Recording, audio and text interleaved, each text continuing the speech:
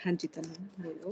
अ, मैं पहले ही माफ़ी चाहती हूँ, अगर मेरा क्वेश्चन कुछ ऐसा हो, लेकिन मैं फिर भी मतलब समझने के लिए आपसे पूछा है। मैं ये पूछना चाहती हूँ कि रब एक ही आज़माइश इंसान की बार-बार ले सकता है, एक जैसी आज़माइश? बिल्कुल ले सकते हैं, पूरी ज़िंदगी ले सकते हैं, क्यों नहीं ले सकते? वो रब है, यही तो अथॉरिटी है रब के पास।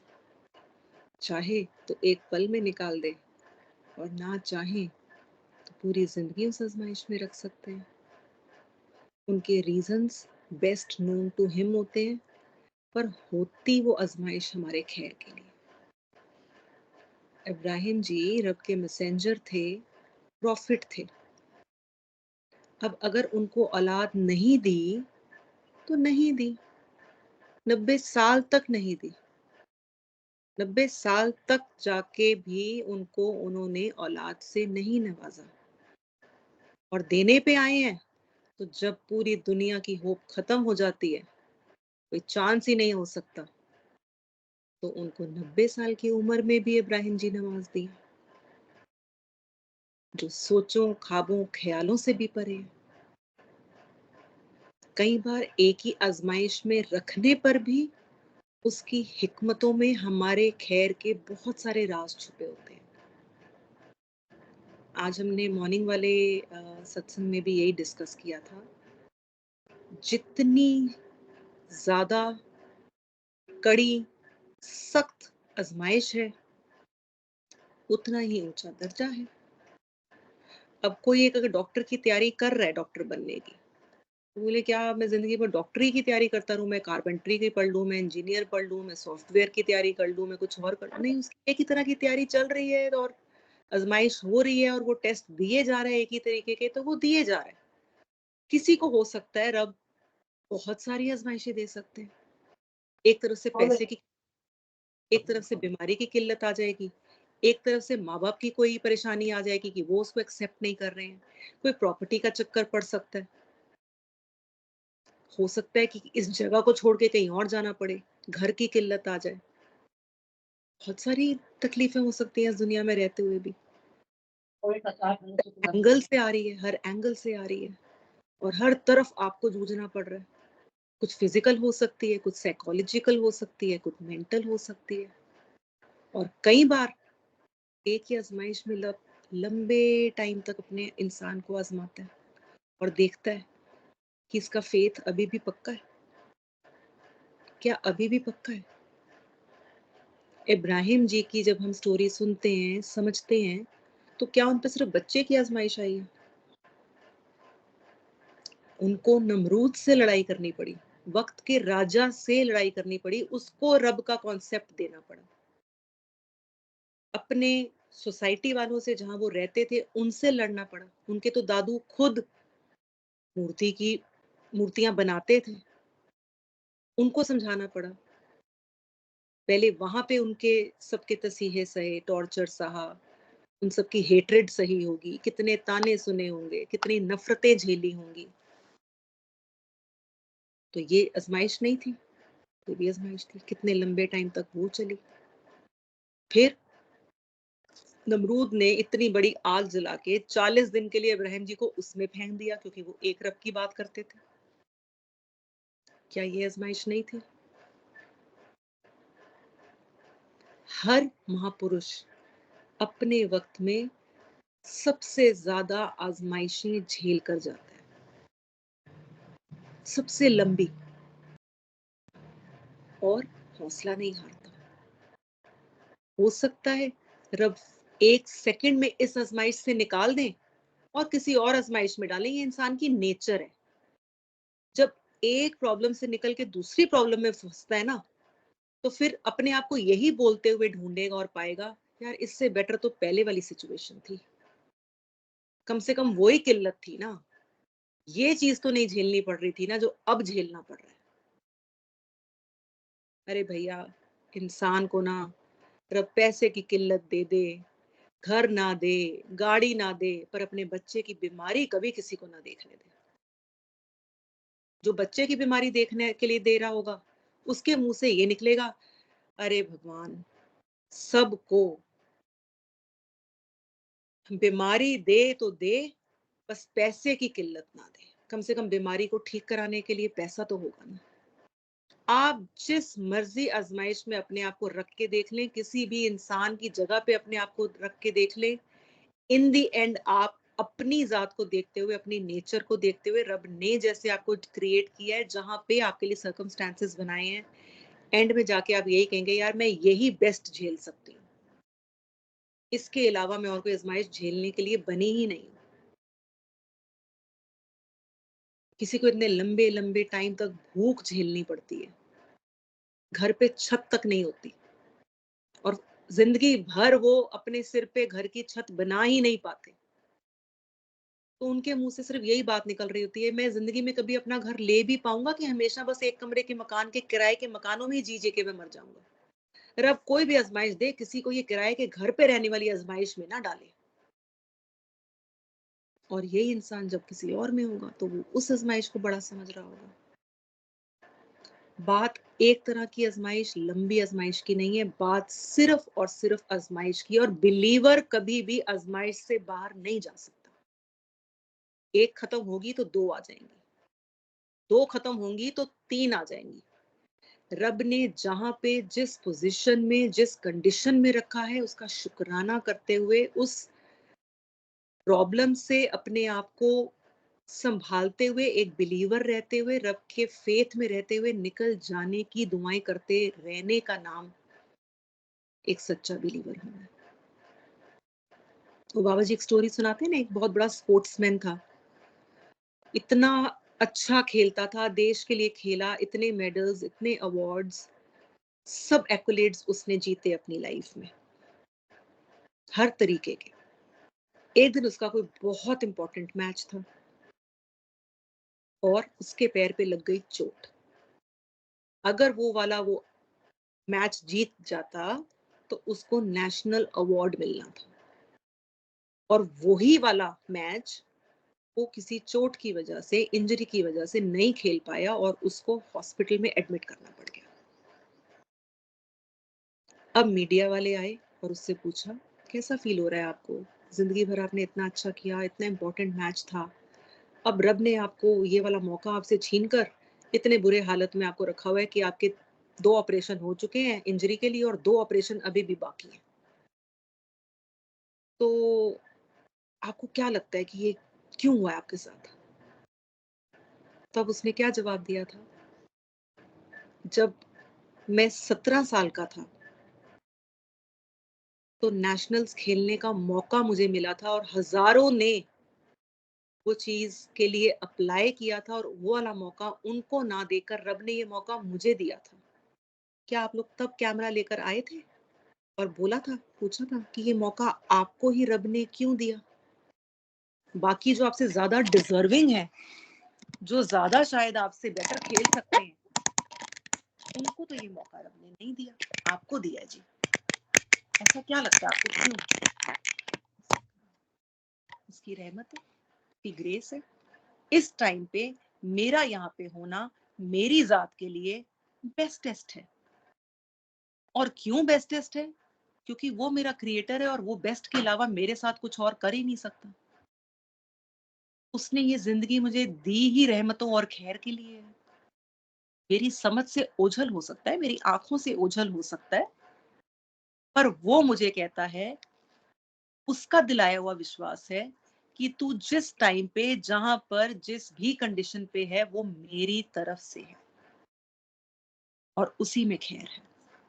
आज जब इस बेड पर हूँ और इस पोज़ीशन पर हूँ, और थोड़े ही देर में ना न्यूज़ चैनल पे न्यूज़ आ जाती है कि जी जिस फ्लाइट को इसने बोर्ड करना था ना, वो फ्लाइट क्रैश हो गई है और एक भी पैसेंजर नहीं बचा है। अब ये चीज़ अगर इसकी आँखों से ओझल रह जाए, इसको ना पता लगे कि जी उस फ्लाइट का एक्सीडेंट हुआ है, तो नाशुक्री में और कंप्लेन करते हुए हर और अब पता लग गया है, तो कई बार रब आपको रीजंस आपके सामने ले आते हैं, और हो सकता है कई बार रीजंस आपके सामने ना आए, पर अपने दिल, ज़हन, विश्वास में ये गांठ बांध के रखना कि ये आजमाइश मुझे नजर आ रही है, बट इसकी रैपिंग है किसकी? ब्लेसिंग की। आजमाइशें, दुख, दर्द, तकलीफ सिर्फ और सिर्फ ब्लेसिंग की ऊपर वाली रैपिंग होती है, जो देखने में अच्छी नहीं लग रही होती। आप रैपर जब खोलेंगे, चाहे अपनी इस रहती दुनिया में खोलें, इस जिंदगी में खुले, या इस जिंदगी खत्म होने के बाद आखिरत पे खुले, निकलेगी बीच में से सिर्फ और सिर्फ खैर, रहमत, बख्शीश, करम, प्यार, ब्लेसिंग्स। इसके अलावा कुछ नहीं निकलेगा। बहुत बार रब ये रैपिंग इस दुनिया में रहते हुए खोल देते हैं, और कई बार पूरी जिंदगी ये रैपिंग नहीं खुलती, और जहां खुलनी चाहिए ना, फिर वहीं खुलती है, और वहीं खुलनी ही बेटर है। जब ये जिंदगी है ही टेस्ट के लिए, तो बेटर है इसका रिवॉर्ड, इसके सारे प्राइज, इसके सारे अवार्ड्स, इसकी सारी ब्लेसिंग उस दिन मिले जिस दिन लोग एक दूसरे से नेकियां भीख में मांग रहे होंगे।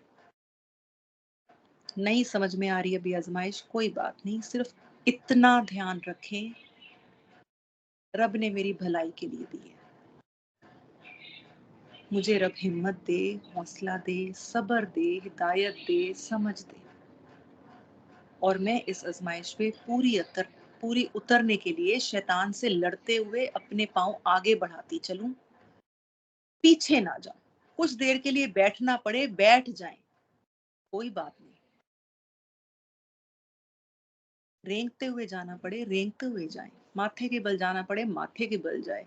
घुटनों के बल चलना पड़े, घुटनों के बल चलते रहे, पर पोजीशन कहाँ हो? आगे की ओर, रब की ओर। रब्बा थक रही हूँ, हिम्मत टूट रही है, बिल्कुल जान नहीं है, हर तरफ से मैं चूर चूर हो रही हूँ, पर मेरी जो सोच है, मेरी जो मेरा जो फेस है, मेरा जो मुंह है, मेरा जो इरादा है, वो तुझ तक आने का है। इस रास्ते में मेरे लिए आसानियां कर, इस रास्ते में मेरे लिए हौसले, सब्र, हिदायत के दरवाजे खोल दे। तो वो खोल देगा। और ये सब्र से ही एक इंसान का फेथ और पक्का होता है। फिर वो आपको ऐसी चीजें दिखानी शुरू कर देगा कि ये चीज तेरे साथ क्यों हुई, ये आजमाइश तेरे ऊपर क्यों आ रही है, इससे क्या सीखने को मिलेगा। कुछ एक बहुत लंबी जब आजमाइशें चल रही होती है ना, तो उस लंबी आजमाइश के एक्सपीरियंस से आप 100 लोगों के टूटे हुए दिलों को जोड़ने का काम कर सकते हैं। और ये सेवा तो रब हर एक इंसान से नहीं लेगा। जब कोई सेम सिचुएशन में होगा, इतनी लंबी आजमाइश में होगा, किसी ने वो आजमाइश के अंदर अपनी जिंदगी के 10 साल काटे हैं, और उसके सामने कोई ऐसा इंसान आए जिसके ऊपर वो आजमाइश अभी सिर्फ 1 महीने के लिए है, उसके लिए आप एक गाइडिंग लाइट बन जाएंगे, आप एक गाइडिंग टावर बन जाएंगे, जो रास्ता दिखाने वाला होगा। जो हार के, थक के, कंप्लेन में आके, शैतान के बहकावे में आके पीछे मुड़ गया, तो वो रब के ये वाले काम कैसे करेगा? रब भी तो अपने इंसानों से ही काम लेगा ना, दूसरे इंसानों के अंदर ईमान भरने का, फेथ भरने का, अपनी तरफ लाने की, इंस्पिरेशन देने का। जब ऐसा इंसान जो टूटा हुआ, बिल्कुल बिखरा हुआ, थका हारा हुआ भी रब से बिना टूटे सिर्फ आगे बढ़ने की बात कर रहा है, रब से माफिया मांग रहा है, उसकी रहमतों की बख्शीश मांग रहा है, फिर ऐसा इंसान लोगों के दिलों में उसके नाम का नूर, उसके नाम की लाइट, उसकी विजडम डालने वाला रब बना देते हैं। और ये सबसे बड़ी ब्लेसिंग है। तो हिम्मत नहीं हारो। कभी कभी आजमाइशें बहुत लंबी हो जाती हैं, बट वो रिलेटिवली हमें लंबी लग रही होती हैं, अगर आखिरत से कंपेयर करेंगे, उस लाइफ से कंपेयर करेंगे जो वो लाखों साल की लाइफ है, तो इतनी लंबी नहीं है। जहां रब ने इतनी लंबी आजमाइश दी होती है, दूसरी तरफ बहुत तरीके की आसानियां और खैर से भी जिंदगी भरी होती है। उन खैरों के ऊपर, ब्लेसिंग्स के ऊपर जब नजर डालेंगे तो फिर ये वाले शिकवे नहीं आएंगे, रब्बा ये वाली ना देता तो तूने कोई और देनी थी। देनी तो है, क्यों देनी है? क्योंकि बिलीवर्स की लाइफ तो आजमाइश से खाली हो ही नहीं सकती। अब आप चूज करके लेना चाहते हैं, नहीं ये वाली मत दे दूसरी दे दे, तो चूज कर लो कौन सी आजमाइश लेनी है, और चूज करके कभी बताना मेरे को कि मैंने ना रब को बोला ये वाली आजमाइश खत्म कर दे और वो वाली दे दे। अभी सोच लो, एक बता दो मुझे कौन सी चाहते हो। एक भी अगर दिमाग में आ जाए ना तो कहना। अल्टीमेटली आके रब को यही बोलोगे, रब्बा जिस थां तू रखे है ना, तेरा शुक्र है, तेरा बहुत शुक्र है। इस तो हटके मैं कोई आजमाइश दे विच पै ही नहीं सकती सी, शायद मैं मर जांदी। ए तेरा करम है, तू आजमाइश भी देंदा है, हौसला भी देना है, गाइडेंस भी देना है, अपनी रहमता भी दिखा देना है, और मुझे आगे बढ़ने के लिए रोज कोई ना कोई तू एक छोटी सी डोज, एक इंजेक्शन दे देता है कि फिर मैं तेरे प्यार में पड़कर फिर आगे बढ़ने को मजबूर हो जाती हूँ। ये सब कुछ तू ही तो कर रहा है, मेरे तो बस में कुछ भी नहीं है, ना तेरी तरफ चलना, ना अपने दिल में ख्वाहिशें लाना, ना ये चूज करना कि मुझे कौन सी आजमाइश आए। कौन सी आजमाइशें लोगे? जो उसके महापुरुषों पे आजमाइशें आई हैं उनमें से कोई एक भी लेने के काबिल हो? शर्म से दिल करता है कि बस धरती पूरी फटे और उसके लावा में जाके गिर जाए। किस मुंह से कंप्लेन कर रहे हैं, जबकि उसने ऑलरेडी इतनी आसानियां दे रखी हैं। वो उस परेशानी में हमें दूसरी चीजें, नेमतें नजर आनी बंद हो जाती हैं, और ये नेमतें सिर्फ और सिर्फ सेटन पर्दे डाल डाल के थॉट्स दे दे के 1 2 3 4 100 1000 एक हफ्ता 10 दिन तक देता ही रहता है। और इतने सारे फूलों के अंदर जो 4 फूल मुरझाए होते हैं ना जिंदगी में, नजर उन पे जा रही होती है, और जो बाकी इतने खिल रखे हैं उसके शुक्राने से बाहर निकाल देता है। उसका काम ही यही है, घबराहट देना, शिकायत करवाना, मलाल में रखना, टेंशन में रखना, एंजाइटी में रखना, अफसोस में रखना, अपने ऊपर तरस खिलवाना। अरे तू तो बहुत बेचारी है, सारी दुनिया की जिंदगी इतनी अच्छी चल रही है, एक तेरे ऊपर ही सारे स्यापे रब ने डाल दिए जो खत्म होने का नाम नहीं ले रहे। जब से पैदा हुए हैं बस ये ही एक आजमाइश चले ही जा रही है, चले ही जा रही है, चले ही जा रही है। उसके बावजूद भी रब ने अपनी जात की पहचान भी दी है, अपने से जुड़ने वालों से भी मिलाया है, अपनी समझ भी दे रहा है, अपना प्यार भी दे रहा है, सेटन से जूझने के सारे रास्ते भी दिखा रहा है। फिर भी ध्यान सिर्फ उस तरफ है कि ये आजमाइश खत्म क्यों नहीं हो रही। ये आजमाइश की वजह से ही तो जुड़ रहे हो। आजमाइशें खत्म हो जाएंगी तो फिर तो सब नाचेंगे घर पे, मजे करेंगे। फिर सत्संग सुनने में कहाँ आंखों में से आंसू आएंगे, फिर कहाँ उसका प्यार फील होगा, फिर कहाँ इतने दिल से दुआएं निकलेंगी अपने लिए और अपने जैसे औरों के लिए भी। जब अपने ऊपर कोई परेशानी आती है ना, और उसके लिए जब दुआएं करते हो ना, तो अपने जैसे जो और करोड़ इंसान है ना दुनिया में जिनको नहीं जानते हो, कहते हो रब्बा इस परेशानी में जो और भी कोई पड़ा हुआ है ना, उसको भी इस चीज से निकाल देना, क्योंकि फील कर सकते हो जो और कोई नहीं फील कर पाएगा। रब्बा उन टूटे हुए दिलों को भी हौसला देना, रब्बा ऐसे दिलों को भी सब्र देना, मुझे भी देना और दूसरों को भी देना। तो रब तो देखता ही आपकी फीलिंग्स को, इमोशंस को, इंटेंशंस को है। तब ऐसे इंटेंशंस और ऐसी फीलिंग्स कहाँ से लाओगे जब आजमाइशें नहीं होंगी। हर एक इंसान से रब ने अपना काम ले लेना है, आपको पता लगे या ना पता लगे। और ये अपनी प्रॉब्लम में रहते हुए दूसरों के लिए दुआएं कर देना आपको क्या रिवॉर्ड दिला जाएगा? ये सब चीजें, सब किताबें, सब हिसाब उस दिन खुलेगा। फिर अपनी किस्मत पे उस दिन रोओगे कि रब्बा तूने ये आजमाइश खत्म क्यों कर दी थी? अगर और रखता तो फिर मैं अपने लिए और दूसरों के लिए और दुआएं कर पाती, और दिल से रो पाती, और तड़प के तेरे से मांग पाती। इसीलिए आजमाइशों से घबराएं नहीं। अपने लिए आसानियां जरूर मांग सकते हैं, दुआएं जरूर करें, अपने लिए भी करें, लोगों के लिए भी करें। पर अगर आजमाइश आई है तो उसको फुल ऑनर, फुल डिग्निटी, रब की तरफ जाने के लिए एक एक्सक्यूज बना लें कि रब्बा शायद तेरी तरफ जाने का रास्ता तूने मुझे ये दिया, ये ना हो तो फिर मैं कौन से रास्ते पे जाऊंगी। महापुरुष सारा सारा दिन, पूरी पूरी रात अपने गिलेबान पकड़कर रोते थे। क्या हमें अपनी कमियां इस तरीके से नजर आती हैं जिस तरीके से उनको नजर आती थी? हम तो कमियां देखने और पहचानने वालों में है ही नहीं।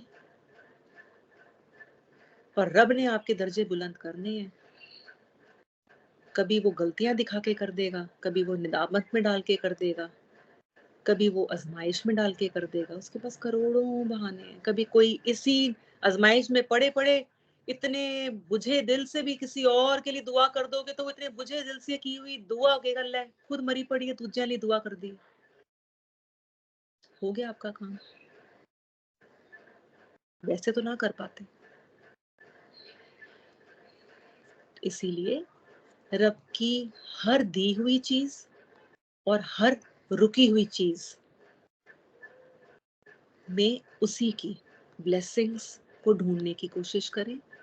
अपना विश्वास उस पे बना रहने दें। इस शैतान को आपको बरगलाने ना दें। ये इन्हीं चीजों को यूज करके आपको आपके रब से तोड़ने की कोशिश करता है।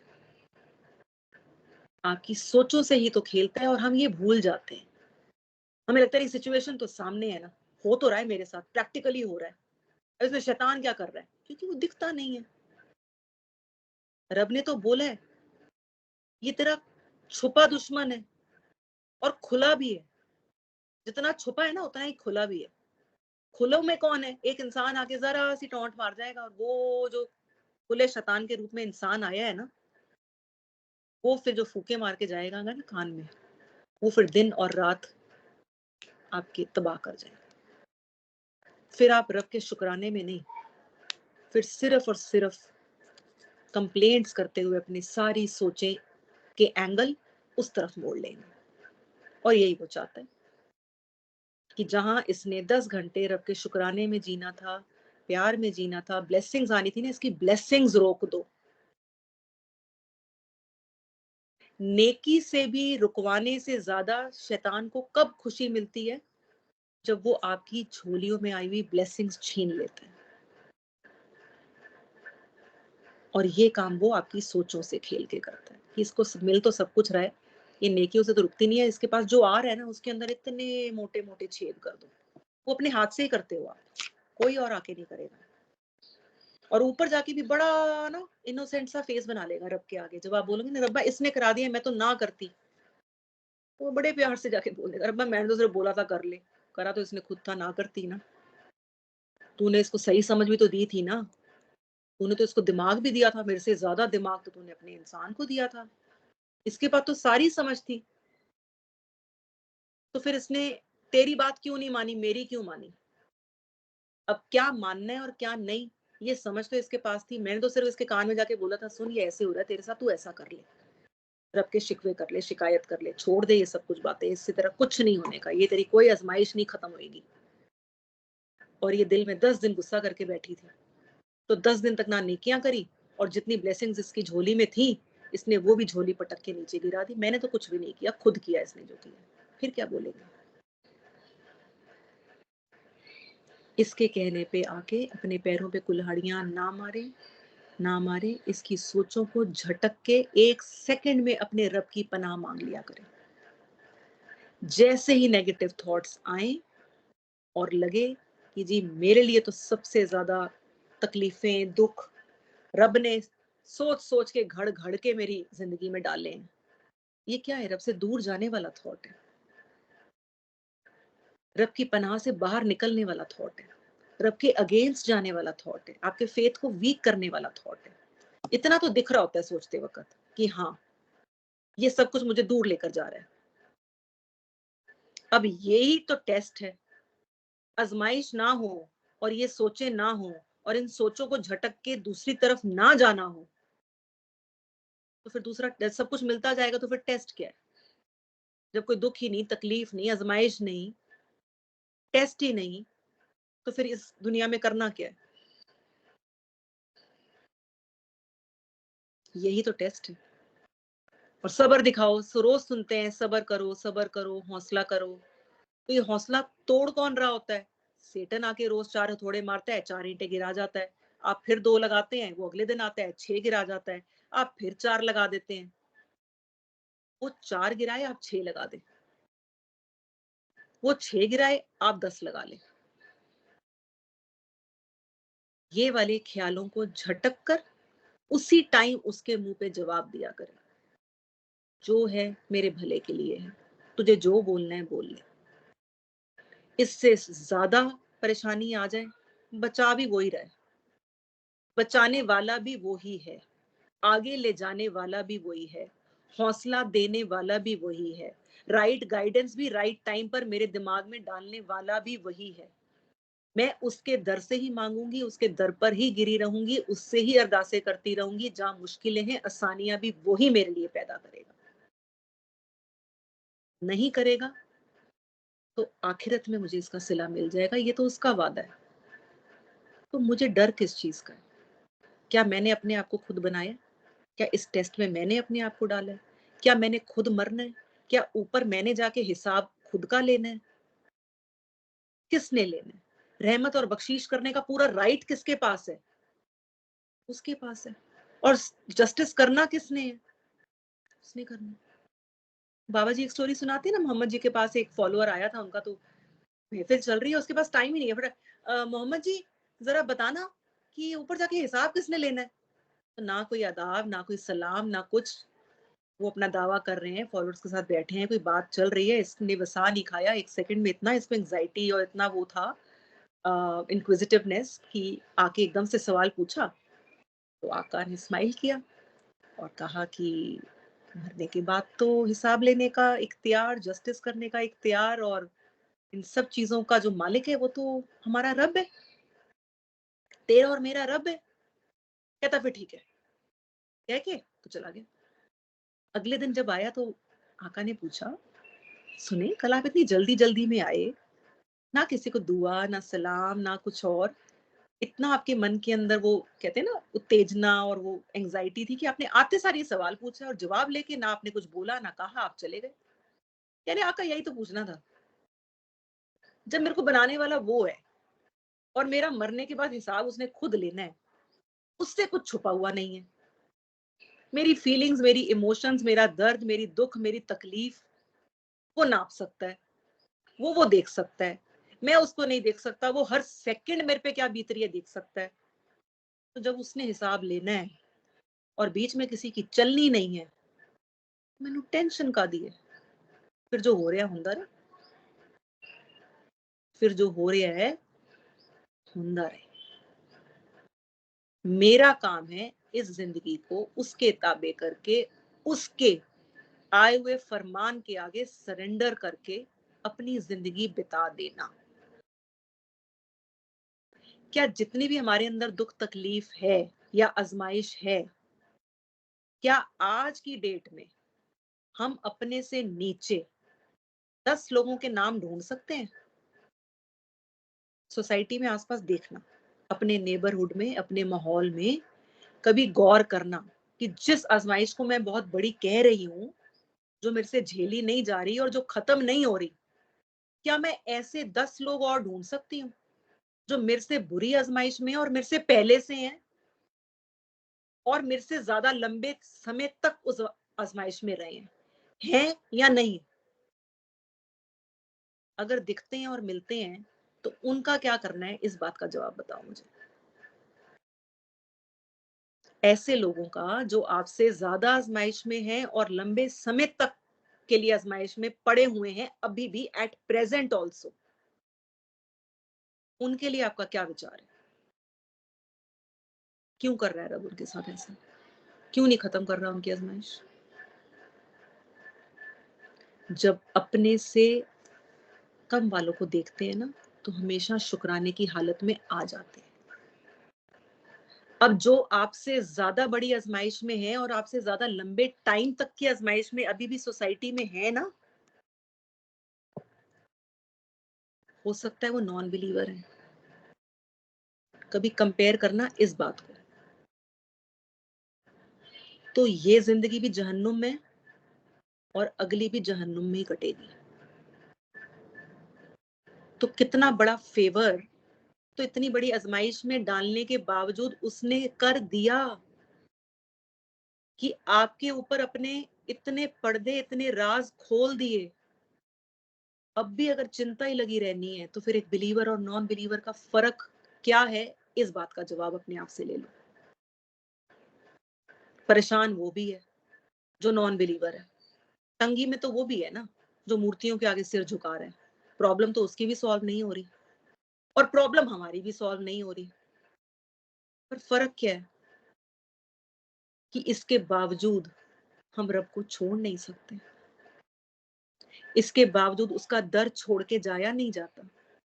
इसके बावजूद उससे ही दुआओं में हाथ उठा के, दामन उठा के, सर झुका के सजदों में उससे ही मांगते हैं। इसके बावजूद उसी पे एतबार है, उसी से एक्सपेक्टेशंस हैं।